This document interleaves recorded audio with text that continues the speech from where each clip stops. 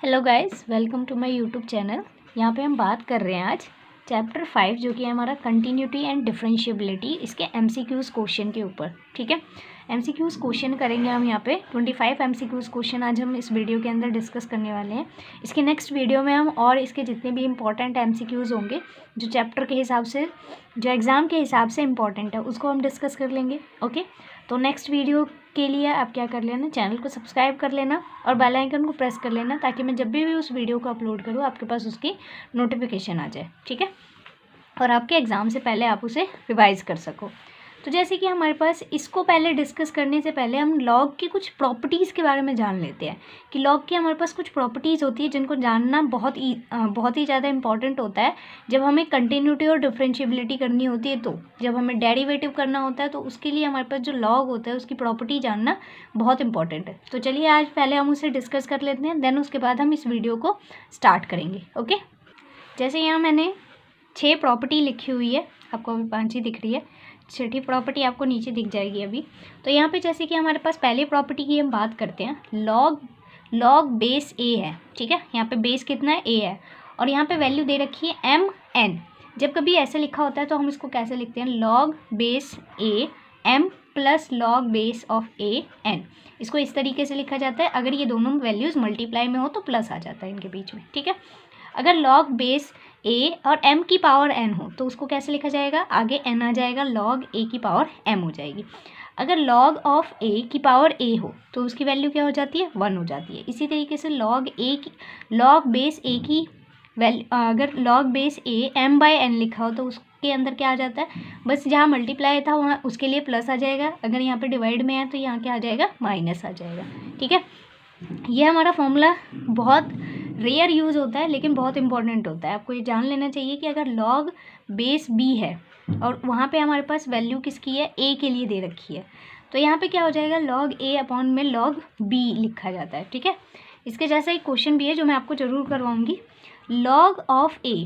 ठीक है, अगर बेस हमारा ए है और वैल्यू ए के लिए 1 के लिए निकालनी है तो उसकी वैल्यू कितनी होती है, 0 हो जाती है। ठीक है, ऐसे ही कुछ नॉर्मल वैल्यूज़ होती है, लेकिन जैसे बस और भी बहुत सारी वैल्यूज़ होती हैं लॉग की। आप चाहो तो मेरे को कमेंट करके बता देना, मैं आपको उनकी वैल्यूज़ बता दूंगी। ठीक है, ताकि आपको क्वेश्चन सॉल्व करना आसान हो जाए। तो पहले क्वेश्चन की हम बात करते हैं। पहला क्वेश्चन है हमारे पास, आपको लॉग की प्रॉपर्टी मैंने इसलिए बताई क्योंकि पहला क्वेश्चन जो है हमारा वो लॉग से ही सॉल्व होने वाला है। आपको ऑप्शन में भी लॉग ही दिखाई दे रहा है।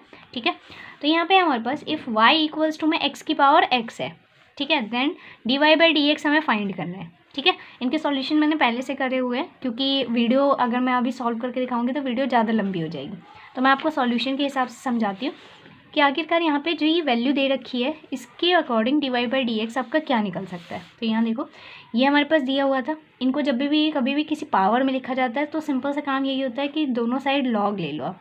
जैसे यहाँ पे लॉग लोगे तो लॉग y हो जाएगा। लॉग का काम क्या होता है, पावर को आगे ले आना, तो ये इसकी पावर को आगे ले आएगा और लॉग लग जाएगा। इसका डिफरेंशिएशन करोगे तो पहले क्या होगा, लॉग का डिफरेंशिएशन 1/y हो जाएगा और y का डिफरेंशिएशन dy/dx हो जाएगा। ठीक है, इसी तरीके से इसके अंदर क्या लग जाएगा, प्रोडक्ट रूल। अब यहाँ देखो, x तो एज इट इज़ रहा है, इसका डेरिवेटिव हो गया तो 1/x हो जाएगा, प्लस यहाँ पे log x ऐसे का ऐसे ही रहा है, x का डेरिवेटिव 1 हो जाएगा, फिर ये यहाँ से कैंसिल आउट हो जाएगा, dy/dx ये इधर आके मल्टीप्लाई हो जाएगा, यहाँ बचा 1 प्लस log x बच गया। ठीक है, तो dy/dx की वैल्यू, यहाँ से y की वैल्यू कितनी दे रखी थी हमारी, x की पावर x दे रखी थी, तो यहाँ पे लगा दिया हमने। फिर यहाँ पे क्या था, 1 प्लस log x बचा हुआ था उसको लिख दिया। फिर उसके बाद आपको दिख रहा है कि अब 1 जो होता है, अगर ये भी फंक्शन हमारा लॉग का है तो हम कोशिश करते हैं कि जो ये हमारे पास कांस्टेंट फंक्शन है इसको भी हम लॉग में कन्वर्ट कर ले। तो ये किसकी वैल्यू होती है, लॉग ई की वैल्यू होती है, क्योंकि लॉग और ई आपस में क्या हो जाते हैं, कैंसिल हो जाते हैं और वैल्यू 1 दे देते हैं। तो लॉग ई लिख सकते हैं हम इसे, प्लस log x लिख सकते हैं। अब यहाँ पे आपको दिख रहा है यहाँ प्लस है, जब प्लस होता है तो हम इनको क्या लिख लेते हैं, मल्टीप्लाई में लिख लेते हैं। तो यहाँ पे क्या आ जाएगा, log आ जाएगा और ex आ जाएगा, x की पावर x और log ex, ये आ गया आपके पास dy/dx। तो ऑप्शन देखो कौन सा है हमारे पास, ये तो ऑप्शन नंबर हमारे पास डी मैच हो रहा है। ओके, तो इसका आंसर क्या आ जाएगा, डी आ जाएगा। सेकेंड क्वेश्चन कहता है हमसे, the function f tends to r, यहाँ पे दे रखा है r/r है। ठीक है, given by f(x) equals to में हमारे पास फंक्शन क्या दिया हुआ है, -x, माइनस में हमारे पास मॉड के अंदर x-1 दे रखा है इस। अब आपको बताना है इसमें से कौन सा ऑप्शन जो है इसके लिए करेक्ट है। ठीक है, तो अगर आपने एक थ्योरम पढ़ रखी है, वो थ्योरम हमसे ये कहती है, जो स्टेटमेंट है हमारे पास वो ये कहती है कि अगर हमारे पास एफ एक्स फंक्शन है मॉड के अंदर एक्स माइनस ए, तो ये कॉन्टीन्यूस होता है एक्स इक्वल्स टू ए के लिए, इस वाली वैल्यू के लिए, ठीक है, लेकिन डिफरेंशिएबल नहीं होता है एट एक्स इक्वल्स टू 1 के लिए। तो यहाँ पे आपके पास जो गिवन फंक्शन है वो फंक्शन क्या है, माइनस एक्स मॉड के अंदर एक्स माइनस 1 है, तो यहाँ पे हमारा ए क्या हो जाएगा 1। तो हम लिखेंगे कि ये जो फंक्शन है वो क्या होगा, कॉन्टीन्यूस तो होगा 1 के लिए लेकिन डिफरेंशिएबल नहीं होगा 1 के लिए, ठीक है। तो देखो इसके अंदर कौन सा ऑप्शन जो है वो हमारा करेक्ट आता है, ठीक है। तो उसके अकॉर्डिंग हमारे पास कौन सा आएगा, continuous but not differentiable at x equals to 1, ठीक है। तो समझ आ गया आपको, सी ऑप्शन जो है इसका करेक्ट हो जाएगा। नेक्स्ट की बात करते हैं अब हम। तो नेक्स्ट कहता है differentiation of sec square X square with respect to X square is. अब आपको क्या करना है, इसका डिफरेंशिएशन करना है सेक स्क्वायर एक्स स्क्वायर का रिस्पेक्ट, किसके रिस्पेक्ट में, एक्स स्क्वायर के रिस्पेक्ट में। तो यहाँ पे देखो हमने लेट कर लिया है कि सेक स्क्वायर एक्स स्क्वायर को y के इक्वल्स टू में, अब यहाँ पे आपका एक्स स्क्वायर है, एक्स स्क्वायर को हम लेट कर लेते हैं u के रिस्पेक्ट में, तो यहाँ पे क्या हो जाएगा आपका सेक स्क्वायर u आ जाएगा, ठीक है। y अब क्या बन गया आपका, सेक स्क्वायर u बन गया। अब आप इसका क्या कर सकते हो, डेरिवेटिव निकालोगे किसके रिस्पेक्ट में, u के रिस्पेक्ट में। जब आप इसको डिफरेंशिएट करोगे u के रिस्पेक्ट में तो क्या होगा, इसमें चेन रूल लगेगा, पहले पावर का डिफरेंशिएशन 2 आ जाएगा और ये एज इट इज़ रह जाएगा, पावर एक कम हो गई।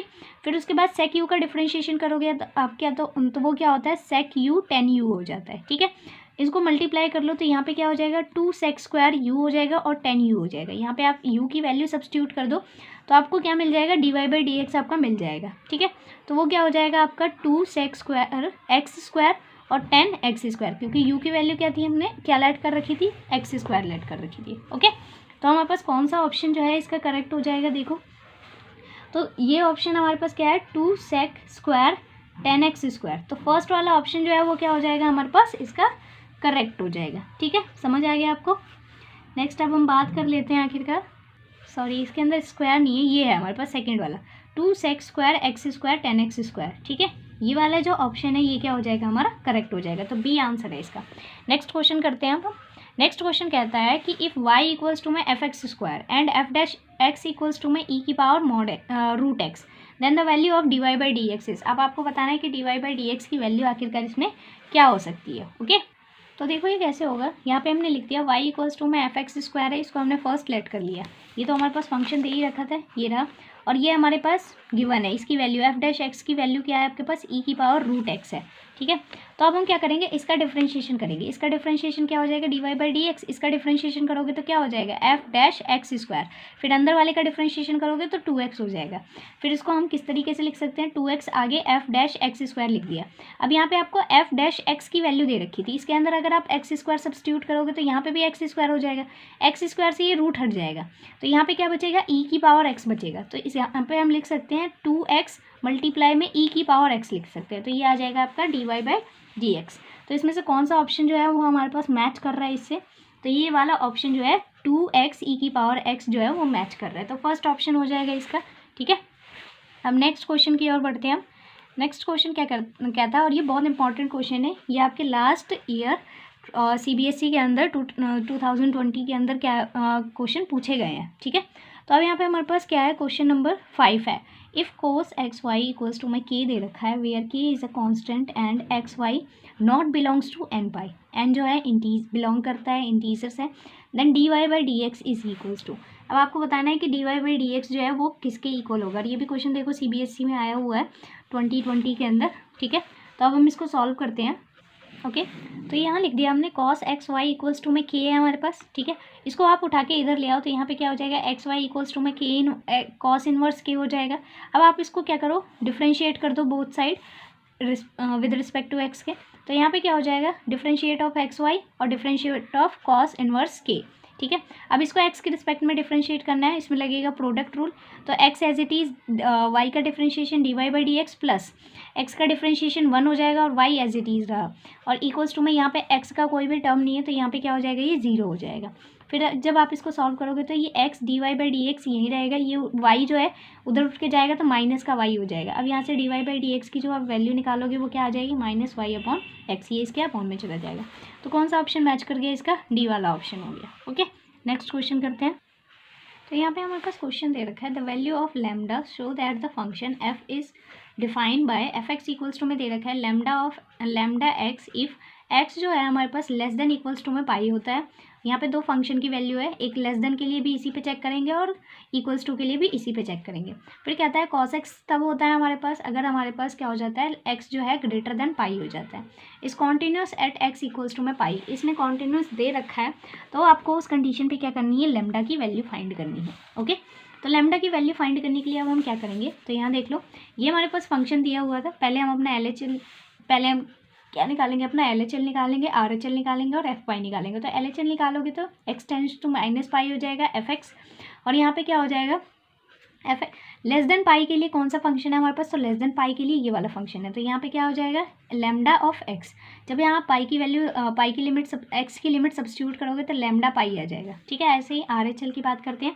ग्रेटर देन वाला कौन सा फंक्शन है, तो कॉस एक्स है, तो इसके अंदर हम RHL वाली लिमिट सब्स्टिट्यूट करेंगे। तो यहाँ पे क्या हो जाएगा, कॉस एक्स आ जाएगा। एक्स की जगह पाई जब लिमिट पुट की जाएगी तो क्या आ जाएगा, कॉस पाई की वैल्यू कितनी होती है, -1। एफ ऑफ पाई वाली तो इक्वल्स टू में पाई किसके था, तो इस वाले फंक्शन पे ही था। तो अब हम क्या करेंगे, इसी वाले फंक्शन पे जब एफ पाई रखा जाता है तो एक्स की जगह क्या आ जाएगा, आपका पाई, तो ये वैल्यू आ जाएगी इसके अंदर। अब देखो हमारे पास जब फंक्शन कॉन्टिन्यूस होता है तो क्या होता है, LHL equals to RHL equals to में FA होता है ना। तो ए की वैल्यू यहाँ क्या दे रखी है, पाई दे रखी है। अब इसकी वैल्यू और इसकी वैल्यू दोनों की वैल्यू सेम आई है ना, क्योंकि एक ही फंक्शन पे निकाला है तो इन दोनों की वैल्यू आपको दिख रहा है सेम आई हुई है। तो हम क्या करेंगे, RHL और FA का यूज़ कर लेंगे। ठीक है, RHL की वैल्यू -1 थी और इसकी वैल्यू कितनी थी, लैम्डा पाई थी। जब आप इसको सॉल्व करोगे तो यहाँ से पाई की वैल्यू कितनी निकल के आएगी, लैम्डा की वैल्यू कितनी निकल के आएगी, -1 पाई निकल के आएगी। तो हमें लैम्डा की वैल्यू मिल गई जो कितनी है हमारे पास, -1 पाई है। ओके, नेक्स्ट क्वेश्चन करते हैं। अब नेक्स्ट क्वेश्चन है हमारे पास, अब देखो यहाँ पे क्या है हमारे पास, the number of points of discontinuity of f defined by f x equals to में ये दे रखा है।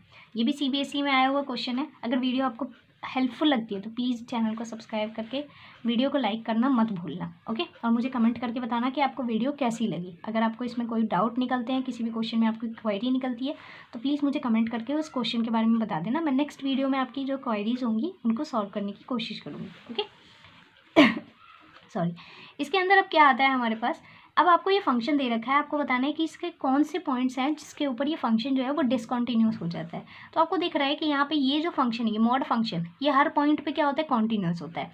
x+1 है हमारे पास, है ना। अभी हमने एक फंक्शन पढ़ा था ना जिसके अंदर हमने देखा था कि x -a हो जाता है ना। तो ये फंक्शन भी हमारे पास क्या होता है, हर जगह कॉन्टिन्यूस होता है। ठीक है, एवरी पॉइंट पे कॉन्टिन्यूस होता है a के लिए। तो यहाँ पे ये फंक्शन भी कॉन्टिन्यूस, ये फंक्शन भी कॉन्टिन्यूस, इनके ऊपर एक ऑपरेशन लगा हुआ है। तो इसका मतलब क्या है, दो कॉन्टिन्यूस फंक्शन का जो भी हमारे पास ऑपरेशन लगा के कोई एक कंपोजिट फंक्शन बनता है वो भी क्या होता है, हर एक पॉइंट पे कॉन्टिन्यूस होता है। हमें इसके पॉइंट्स बताने थे कितने आएंगे डिसकंटिन्यूटी के। तो सिंपल सी चीज़ है, अगर ये फंक्शन कॉन्टिन्यूस है, ये कॉन्टिन्यूस है, और इसका जो हमारे पास कॉम्पोजिशन आया है ऑपरेशन लगा के, माइनस ऑपरेशन लगा हुआ है इनके बीच में, वो भी कॉन्टिन्यूस है। तो इसका मतलब क्या है, कोई भी ऐसा पॉइंट नहीं होगा जिसके ऊपर ये डिसकंटिन्यूस हो जाए। ठीक है, तो इसका आंसर क्या आ जाएगा, 0। ठीक है, समझ आ गया। नेक्स्ट क्वेश्चन अब देखते हैं। तो यहाँ देखो, y इक्वल्स टू में a की power 5x plus b e की पावर -5x, देन आपको डबल डिफ्रेंशिएशन फाइंड करना है इज इक्वल्स टू। ये भी पेपर के अंदर आया हुआ क्वेश्चन है। तो देखो इसको हम कैसे सॉल्व करेंगे। आपको फर्स्ट ऑर्डर डेरिवेटिव निकालना आता है, तो इनका अगर हम डेरिवेशन करेंगे तो क्या हो जाएगा, तो इसका डेरिवेशन करो तो क्या हो जाएगा, a e की power 5x as it is, और 5 फिर उसके बाद ये 5x का डेरिवेटिव जब करोगे तो क्या आ जाएगा, 5 प्लस b e की पावर -5x हो जाएगा, और 5x -5x का डिफ्रेंशिएशन करोगे तो यहाँ पे क्या आ जाएगा आपके पास, -5 हो जाएगा। ठीक है, ये माइनस लगाना भूल गई मैं यहाँ पे, क्योंकि आपको पता है e की पावर x का जो डेरिवेटिव होता है वो क्या होता है, e की पावर x होता है, लेकिन इसके साथ जो कोफिशिएंट होता है, जैसे मान लो अगर 2 होता है तो 2 मल्टीप्लाई में आ जाता है, तो यहाँ पे क्या हो जाता है, 2 e की पावर 2x हो जाएगा। ठीक है, समझ आ गया। तो इस तरीके से हमने इसका डिफ्रेंशिएशन कर दिया। फिर उसके बाद अब क्या करोगे, इसको सॉल्व कर लोगे, 5 आगे आ जाएगा, इसमें भी -5 आगे आ गया, तो यहाँ से हमारी dy/dx की वैल्यू निकल गई। ठीक है, जब हम इसका दोबारा डिफ्रेंशिएशन करेंगे तो क्या हो जाएगा, ये तो सारा एज इट इज़ रहेगा, बस 5x का दोबारा डिफ्रेंशिएशन करोगे तो 5 आ जाएगा, माइनस ये सारा भी एज इट इज़ रहेगा, इसका डिफ्रेंशिएशन अगेन होगा तो यहाँ पे क्या आ जाएगा, -5 हो जाएगा। अब यहाँ पे क्या हो जाएगा, ये इससे मल्टीप्लाई होगा 25 a e की पावर 5x, ये इससे माइनस माइनस प्लस हो जाएगा और ये मल्टीप्लाई होकर 25 बी ई की पावर -5x। अब इन दोनों में से 25 कॉमन ले लो, अंदर क्या बच जाएगा, ए ई की power 5x plus B E की पावर -5x, ये बच गया। और ये किसकी वैल्यू थी हमारे पास, ये y की वैल्यू थी। यहाँ देख लो ये y था ना हमारा पूरा, तो यहाँ पे हम इसको लिख सकते हैं 25y। तो d square y d x square की जो वैल्यू है हमारे पास वो कितनी आ गई, 25y आ गई। ठीक है, तो इसका ऑप्शन कौन सा हो गया हमारा, ए करेक्ट हो गया। नेक्स्ट क्वेश्चन करते हैं अब हम। If the function f define as, हमारे पास ये फंक्शन दे रखा है और ये भी CBSE में आया हुआ है, is continuous at x equals to 3, then the value of k। आपको k की वैल्यू फाइंड करनी है कि k की वैल्यू कितनी आएगी। ओके, तो ये बहुत ही आसान क्वेश्चन है। आपको दिख रहा है कि ये फंक्शन हमारे पास दिया हुआ है, तो इसको हम किस तरीके से लिख सकते हैं, इसको डायरेक्टली हम लिख सकते हैं कि x, इसको लिख सकते हैं एक्स स्क्वायर -3 की स्क्वायर अपॉन में x -3 लिख सकते हैं, है ना। यहाँ पे क्या दे रखा है, नॉट इक्वल्स टू में 3। नॉट इक्वल्स टू में 3 होने का मतलब क्या है कि या तो 3 के इक्वल जब नहीं है तो या तो 3 से छोटा हो सकता है या 3 से बड़ा हो सकता है। मतलब LHL और RHL दोनों की जो वैल्यू है वो इसी के ऊपर निकलेगी। ठीक है, इसी फंक्शन के ऊपर। और x इक्वल्स टू 3 के लिए जो फंक्शन की वैल्यू दे रखी है वो कितनी है, हमारे पास k है। तो इसको जब आप सॉल्व कर लोगे तो ये आपके पास कुछ इस तरीके से बन जाएगा कि fx जो है हमारे पास, अगर आप इसके अंदर लिमिट डालते हैं, हम लिमिट x टेंड्स टू 3 के लिए, ठीक है, माइनस और प्लस दोनों के लिए आफ्टर ऑल ये वैल्यू निकलेगी, क्योंकि LHL और RHL के लिए हमारे पास एक ही फंक्शन है, तो मैं डायरेक्टली निकाल देती हूँ। तो यहाँ पे वैल्यू क्या आ जाएगी, लिमिट और फिर x टेंड्स टू 3 हो जाएगा fx। इसको तोड़ लोगे आप तो यहाँ पे क्या हो जाएगा, एक बार x प्लस 3 हो जाएगा और ये एक बार x -3 हो जाएगा। अपॉन में क्या हो जाएगा, x -3 तो एज इट इज़ है, ये इससे कैंसिल आउट हो जाएगा, x प्लस 3 होगा, है ना। जैसे यहाँ पे यहाँ x की जगह 3 लिखोगे, इसकी जो वैल्यू है वो किसके इक्वल आ जाएगी, 6 के इक्वल आ जाएगी। और जो आपके पास f इक्वल्स टू में 3 के लिए जो वैल्यू थी वो कितनी थी, k थी। इन दोनों वैल्यूज़ को हम आपस में इक्वल रखते हैं, क्योंकि ये हमारे पास फंक्शन क्या है, कॉन्टीन्यूस है ना। होता है ना, LHL इक्वल्स टू में RHL होता है और इक्वल्स टू में क्या होता है हमारे पास, f ऑफ a होता है। तो f ऑफ a, इन दोनों की वैल्यू तो हमारे पास 6 ही है, इक्वल्स टू में f ऑफ a की वैल्यू मतलब f ऑफ 3 की वैल्यू कितनी है, तो k है। तो k की वैल्यू यहाँ से कितनी आ गई, 6। ठीक है, समझ आ गया आपको। तो यहाँ से k की वैल्यू कितनी आ गई, 6 आ गई। नेक्स्ट क्वेश्चन अब हम करते हैं। नेक्स्ट क्वेश्चन कहता है, इफ़ y इक्वल्स टू में sine inverse 2x plus cos inverse 2x, mod of x की जो वैल्यू दे रखी है वो लेस देन इक्वल्स टू में 1/2 के है, then find the dy/dx। dy/dx की आपको वैल्यू फाइंड करके बतानी है कितनी आएगी। तो यहाँ पे देखो क्या हो जाएगा, हमारे पास दिया क्या था, दे रखा था आपको y इक्वल्स टू में sine inverse 2x plus cos inverse 2x। आपको दिख रहा है कि यहाँ पे जो एंगल है दोनों का क्या है, इक्वल है। हमने एक फॉर्मूला पढ़ रखा है, sine inverse x plus cos inverse x की वैल्यू जो होती है वो π/2 होता है अगर इन दोनों का एंगल सेम होता है। तो यहाँ पे एंगल सेम है, तो इस पूरे की जगह हम क्या लिख सकते हैं, π/2 लिख सकते हैं। तो यहाँ पे हमारे पास y इक्वल्स टू में क्या आ जाएगा, साइन π/2 आ जाएगा। ये इस तरीके से आ गया। और साइन π/2 की वैल्यू क्या होती है, 1। तो y इक्वल्स टू बेसिकली क्या आ गया, 1। जब आप इसका डिफ्रेंशिएशन करोगे 1, तो यहाँ dy/dx आ जाएगा और 1 का डिफ्रेंशिएशन क्या हो जाएगा, 0। तो dy/dx की वैल्यू कितनी आ गई हमारे पास, 0 आ गई। ठीक है, समझ आ गया। अब नेक्स्ट क्वेश्चन है हमारे पास, the function f(x) equals to में, ये क्या है, ग्रेटेस्ट इंटीजर का साइन होता है। ये दे रखा है इसने, वेयर ये जो है आपके पास डिनोट करता है ग्रेटेस्ट इंटीजर फंक्शन को, इस कॉन्टीन्यूस एट। अब आपको बताना है कि कॉन्टीन्यूस कहाँ पे करेगा। हमें पता है कि जो ग्रेटेस्ट इंटीजर फंक्शन होता है वो कहीं पे भी कॉन्टीन्यूस नहीं होता, हर पॉइंट पे डिसकॉन्टीन्यूटी शो करता है। लेकिन क्या होता है, लेकिन जितने भी हमारे पास नॉन इंटीजर फंक्शन होते हैं, नॉन इंटीजर नंबर होते हैं, उन सब के ऊपर ये क्या होता है, कॉन्टीन्यूस होता है। ये इंटीजर है, ये इंटीजर है, ये इंटीजर है, लेकिन ये इंटीजर नहीं है। तो इस वजह से ये क्या हो जाएगा हमारे पास, ये ऐसा पॉइंट होगा जिसके ऊपर ये फंक्शन जो है वो क्या हो जाएगा, कॉन्टीन्यूस हो जाएगा। याद रखना हमेशा सारे फंक्शन, सारे इंटीजर नंबर्स के लिए ये जो फंक्शन होता है ग्रेटेस्ट इंटीजर का, ये डिसकॉन्टीन्यूस होता है। लेकिन जो नंबर हमारे पास नॉन इंटीजर होता है उनके लिए वो क्या हो जाता है, कॉन्टीन्यूस हो जाता है। ठीक है, तो नॉन इंटीजर फंक्शन नंबर कौन सा है हमारे पास, सिर्फ ये वाला है, तो इसके लिए क्या हो जाएगा, ये कॉन्टीन्यूस हो जाएगा। ठीक है, नेक्स्ट क्वेश्चन की ओर बढ़ते हैं। अब देखो यहाँ पे फिर से हमारे पास वैसे ही क्वेश्चन आ गया, इंटीजर का ही है, ग्रेटेस्ट इंटीजर का क्वेश्चन है। The number of points at which the function f(x) is not continuous is. आपको बताना है किस पॉइंट के ऊपर, इन सारे पॉइंट्स दे रखे हैं, इनमें से किस पॉइंट के ऊपर जो हमारा फंक्शन है वो नॉट कॉन्टीन्यूस होगा। ठीक है, हमें पता है कि सारे इंटीजर्स के लिए ये जो फंक्शन होता है वो क्या होता है, नॉट कॉन्टीन्यूस होता है, मतलब डिसकॉन्टीन्यूस हो जाता है हर एक फंक्शन के लिए। अब आपको पता है x में से ग्रेटेस्ट इंटीजर कोई भी नंबर आप माइनस करोगे वो क्या देगा, हमेशा 0 ही देगा। तो 1/0 वाली टर्म आ जाएगी। 1/0 वाले का मतलब क्या है, ये नॉट डिफाइन हो जाएगा। तो हमें पता है हर एक इंटीजर के लिए ये जो फंक्शन है वो क्या हो जाएगा हमारे पास, नॉट डिफाइन हो जाएगा एवरी इंटीजर के लिए। तो हम यहाँ पे कहेंगे कि जो f(x) है वो क्या है हमारे पास, नॉट कॉन्टीन्यूस होगा। किसके लिए, एवरी इंटीजर के लिए, हर एक इंटीजर के लिए क्या हो जाएगा, नॉट कॉन्टीन्यूस हो जाएगा। किसी एक पर्टिकुलर इंटीजर की बात नहीं होगी यहाँ पे, सारे इंटीजर्स के लिए क्या होगा, नॉट कॉन्टीन्यूस होगा। तो यहाँ पे क्या हो जाएगा हमारे पास आपका डी आ जाएगा, नन ऑफ दीज। ठीक है, मतलब कि ना 1 के लिए, ना 2 के लिए, ना 3 के लिए, सबके लिए ही ये डिसकॉन्टीन्यूस होगा। तो इस वजह से क्या आ जाएगा यहाँ पे, नन ऑफ दीज आ जाएगा। ठीक है, नेक्स्ट क्वेश्चन करते हैं अब हम। नेक्स्ट क्वेश्चन हमसे कहता है the function f x equals to में ये दे रखा है साइन एक्स अपॉन में x plus cos x if x not equals to में जीरो। अब जब नॉट इक्वल्स टू में जीरो क्या है, इसका मतलब क्या है, या तो एक्स जीरो से छोटा होगा या एक्स जीरो से बड़ा होगा। तो मतलब एल एच एल और आर एच एल दोनों आपका एक ही फंक्शन दे रखा है। और एफ एक्स इक्वल्स टू में जीरो के लिए हमारे पास कौन सा है, के है। इस continuous at x equals to में zero then find the value of के।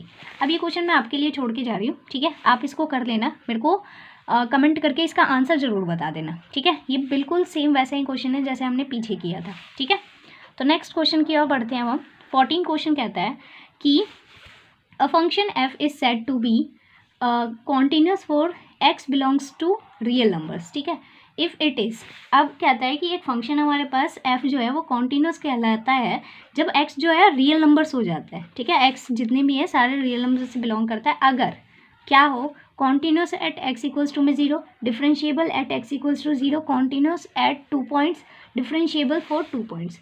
तो इसके लिए बताओ आखिरकार हमारे पास ऑप्शन क्या हो सकता है। ठीक है, सोचो फिर उसके बाद बताना मेरे को। तो देखो, हमें पता है कि जो हमारा फंक्शन होता है वो क्या होता है, डिफरेंशिएबल होता है अगर वो फंक्शन कॉन्टीन्यूस हो। और इसने हमसे क्या कह रखा है कि ये सारे रियल नंबर्स के लिए क्या है, कॉन्टीन्यूस है। ये जो हमारे पास एफ फंक्शन दे रखा है, अगर वो हमारे पास रियल नंबर्स के लिए कॉन्टीन्यूस है तो हम कह सकते हैं कि ये रियल नंबर्स के लिए क्या होगा, डिफरेंशिएबल होगा। तो यहाँ पे डी ऑप्शन आ जाएगा, differentiable for x belongs to real numbers. ठीक है, समझ आ गया आपको। नेक्स्ट क्वेश्चन करते हैं अब हम।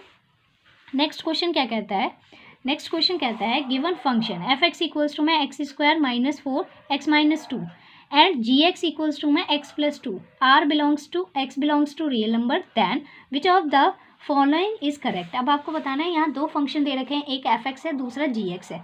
अब आपको बताना है कि आखिरकार इसके लिए कौन सी स्टेटमेंट जो है दी गई वो करेक्ट है। पहला कहता है f is continuous at x equals to 2 और g is continuous at x equals to 2। फिर कहता है f is continuous at x equals to में 2 और g is not continuous at x equals to 2। F is not continuous इस पे और g is continuous. फिर यहाँ पे ये ऑप्शन दे रखा है जी इज नॉट कॉन्टिन्यूस। अब आपको बताना है कि इसके अंदर से कौन सा ऑप्शन सही हो सकता है। अब देखो, मैं आपको इसका रीज़न बता देती हूँ। ये जो फंक्शन है एफ एक्स, ये 2 के लिए हमारा कॉन्टिन्यूस नहीं हो सकता। ठीक है, और जी एक्स जो है वो हमारा एक पॉलिनोमियल फंक्शन है और पॉलिनोमियल फंक्शन जो होता है वो हर एक पॉइंट के लिए कॉन्टिन्यूस होता है। और यहाँ पे 2 की बात हो रही है तो 2 के लिए ये कॉन्टिन्यूस होगा। ठीक है, तो यहाँ पे हम लिख सकते हैं f is not continuous at x equals to 2 but g is a continuous at x equals to 2। Simple सी चीज़ है, क्योंकि हमारा ये क्या है, ये 2 के लिए क्या हो जाएगा, नॉट डिफाइन हो जाएगा। लेकिन ये एक पॉलिनोमियल फंक्शन होने की वजह से 2 के लिए क्या हो जाएगा, कॉन्टिन्यूस हो जाएगा। तो इसका ऑप्शन कौन सा है, सी ऑप्शन करेक्ट हो जाएगा। नेक्स्ट क्वेश्चन देखते हैं अब हम। नेक्स्ट क्वेश्चन कहते हैं derivative of cot x degree which repeats to x is. अब आपको बताना है कि आखिरकार इसके sorry which respect to x is. अब आपको बताना है इसका डेरिवेटिव क्या होगा इस फंक्शन का। यहाँ देखो, इसका सॉल्यूशन किस तरीके से होगा हमारे पास।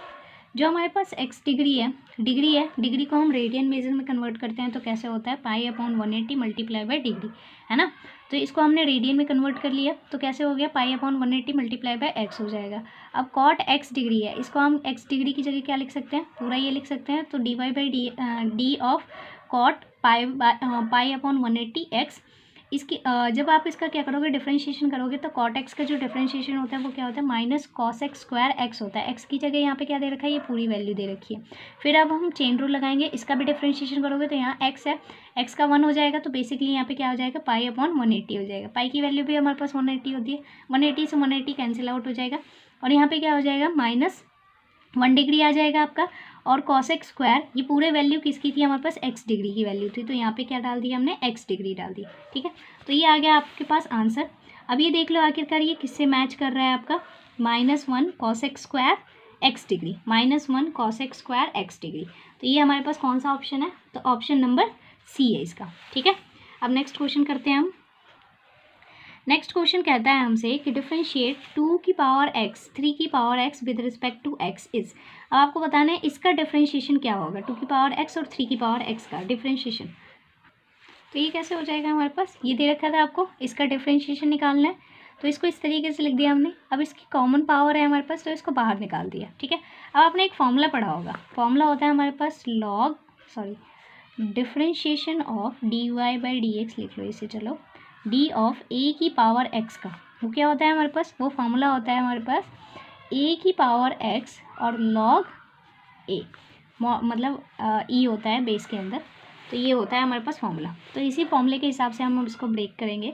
ये हमारे पास ऐसे लिखा हुआ है, a की वैल्यू क्या आपके पास 2/3 है, तो यहाँ पे आ जाएगा a की पावर x, तो मतलब 2/3 की पावर x लॉग, और a की वैल्यू क्या है 2/3 है, फिर हमने इसको लिख दिया 2/3 की होल पावर x, और इसको हम क्या लिख सकते हैं log 2 माइनस log 3, क्योंकि वो अभी है डिवाइड में, अभी पीछे ही बताया था मैंने आपको, ये प्रॉपर्टी होती है कि डिवाइड में होता है तो माइनस में लिख दिया जाता है। ओके, अब हमारे पास तो इसका जो ऑप्शन है वो कौन सा करेक्ट हो जाएगा, तो इसका डी ऑप्शन हमारे पास करेक्ट हो जाएगा, ठीक है।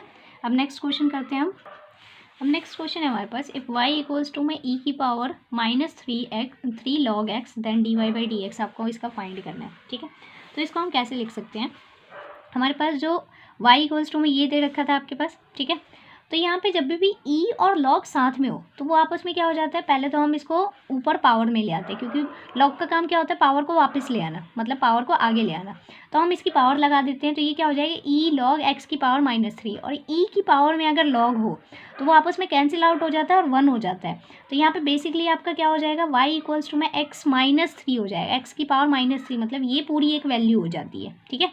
जब भी कभी ऐसा लिखा हो तो इसको हटा दिया जाता है और ये डायरेक्टली लिख दिया जाता है, तो ये क्या हो जाएगा। अब आप इसका इजीली डिफरेंशिएट कर सकते हो, तो पावर आगे आ जाएगी और पावर में से एक माइनस करोगे तो -4 हो जाएगा, -4 है तो ये इसके डिवाइड में चला जाएगा, तो आंसर क्या आ जाएगा -3/x की पावर 4। तो -3/x की पावर 4 जो है वो कौन सा ऑप्शन है हमारे, तो ये नेक्स्ट क्वेश्चन है हमारे पास, इसके अंदर y इक्वल्स टू में ये दे रखा है और dy डबल डेरिवेटिव आपको फाइंड करना है।